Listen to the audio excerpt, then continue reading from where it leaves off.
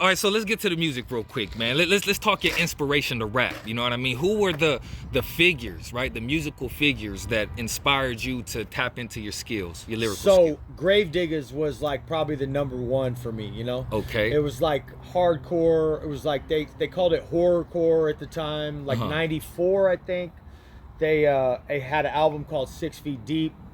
I got hooked on that. I loved the Grim Reaper. Rest in peace. He was one of the wildest ones in that group, you know. Yeah. And the RZA, of course, from Wu-Tang. He's the one who I believe started that whole thing. Right. Either way, that shit really opened my mind. But even when I was a little ass kid, you know, Ice-T, fucking NWA, all that shit, like the big LA legends, you know what I'm saying? Because my cousins were older than me, and they would have tapes, you know, cassette tapes of all that shit. Right. And then even like Guns N' Roses and fucking Black Sabbath. My dad would listen to Ozzy Osbourne when he picked me up smoking. I remember the car would smell like cigarettes and caramello bars and shit.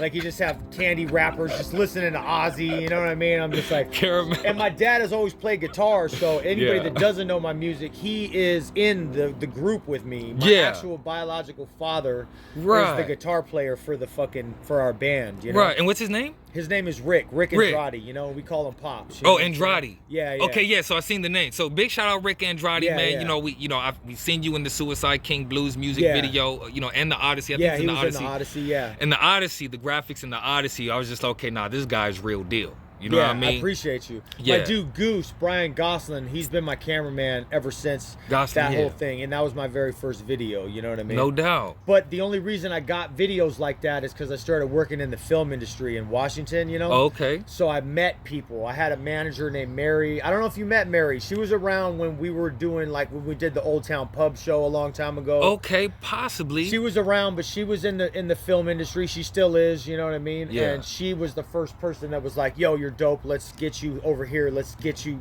making stuff, you know? And the only way she was like, what do you want to do? I grabbed a poster board. I'm old school. I love poster boards so I can write the ideas down and see all of them in one area, you know? And I was like, I want a tour. I want a video. I don't remember the other things that I did, but we checked all those motherfuckers off the list. So that's something I could share with anybody up and coming is write your ideas down, you know what I mean? And then attack those shits. Because that's if I didn't write it down, it would have just been swirling, bro. I'm a creative artist, so my mind's just storming all day, a lyric here, a lyric there. Like if you don't grab it out the air, it's just gone with the... Every movie you've ever seen, they got a script, you know what I mean? Like, so that's just trying to write the script of like my career, you know what I mean?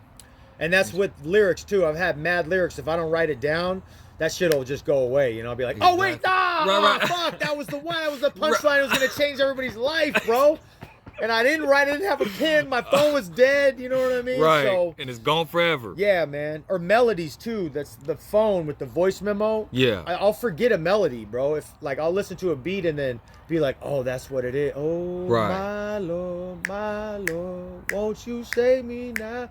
And then I gotta fucking get the phone and record that shit. Or else it'll come out like, my Lord. Exactly. Fuck, what was the goddamn tone? You know what I mean? Exactly. So that's something. Right. So sometimes you'll do vocal recordings just to get the yeah.